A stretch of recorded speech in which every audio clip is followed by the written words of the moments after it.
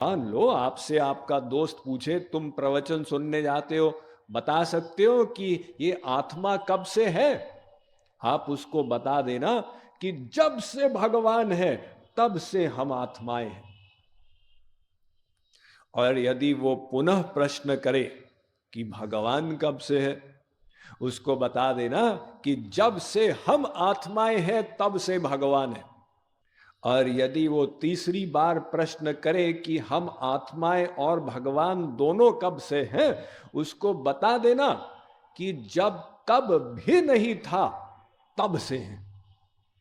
अर्थात काल की शुरुआत तो बाद में होती है।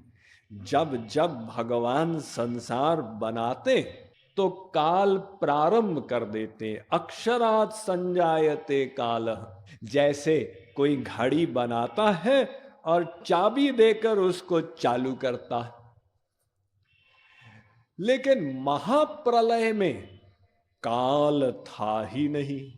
हम सब जीव तब से हैं, तो तब से हम लोग आनंद की खोज में है। प्रत्येक जन्म, ये जो कीट पतंग इधर उधर भागते हैं ना, पतंगे प्रकाश की ओर आकर्षित होते हैं, ये सब भी आनंद की खोज में है। तो ये आनंद की खोज हमारे अंदर क्यों है, ये बात समझनी होगी। आनंद की खोज का कारण यह है कि हम सब जीव भगवान के अंश हैं और वो भगवान आनंद का सिंधु है। आनंदो ब्रह्मेति व्यजानात आनंदाध्येव खल्विमानि भूतानि जायन्ते आनंदेन जातानि जीवन्ति आनंदम प्रयन्त्यभिसंविशन्ति। वेद कहता है कि भगवान आनंद सिंधु है। ऐसी पर्सनैलिटी है भगवान जिसके अंदर आनंद, बाहर आनंद, उत्तर आनंद, दक्षिण आनंद, पूर्व आनंद, पश्चिम आनंद, नीचे आनंद, ऊपर आनंद, सर्वत्र आनंद ही आनंद लबालब भरा हुआ है। आनंद एवाधस्तात् आनंद उपरिष्टात् आनंद पुरस्तात् आनंद पश्चात आनंदोत्तरतः आनंदो दक्षिणतः आनंद एवेदग्वम सर्वम। तो ऐसा आनंद सिंधु भगवान के हम लोग छोटे से बिंदु हैं। और कोई भी अंश अपने अंशी से प्रेम करता है।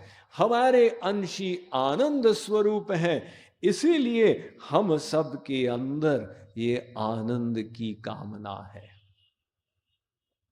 तो पहला ज्ञान ये हमको बुद्धि में बिठाना है कि आनंद की कामना हम सब के अंदर जो निश्चित है, इसका कारण ये है कि हम भगवान के टुकड़े हैं।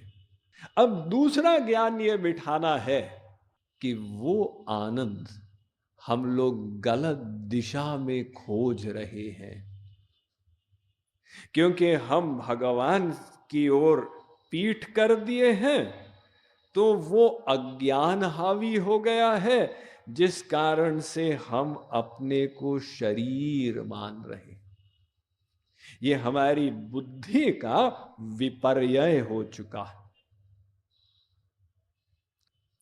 तो अगर कोई इस बात को काटने के लिए ये ज्ञान रखे बुद्धि में कि नहीं नहीं नहीं नहीं नहीं, मैं तो शरीर हूं ही नहीं, मैं आत्मा हूं और आत्मा का सुख इस संसार से मिल ही नहीं सकता,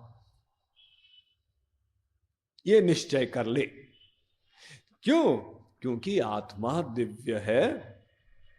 जैसे आप अपने कान से देख नहीं सकते, नासिका से आप सुन नहीं सकते, कान केवल शब्द ग्रहण करते हैं, नासिका केवल सुगंधी ग्रहण करती है, सर्वत्र कायदा है। ऐसे ही आत्मा दिव्य है, परमात्मा का अंश है, आत्मा का सुख परमात्मा से ही मिलेगा। अब हम उसको शरीर की इंद्रियों के माध्यम से देना चाहे, इंद्रियों के विषयों का सुख, इससे आत्मा का प्रयोजन हल हो ही नहीं सकता। तो ये बात अगर कोई बुद्धि में बिठा ले,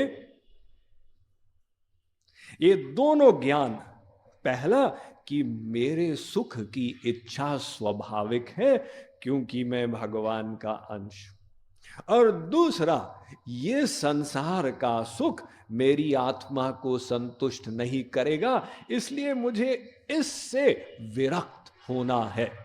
तो बस फिर वो व्यक्ति अर्जुन संसार के सुख दुख से परे होकर और भव सागर को पार करने का अधिकारी बन जाएगा।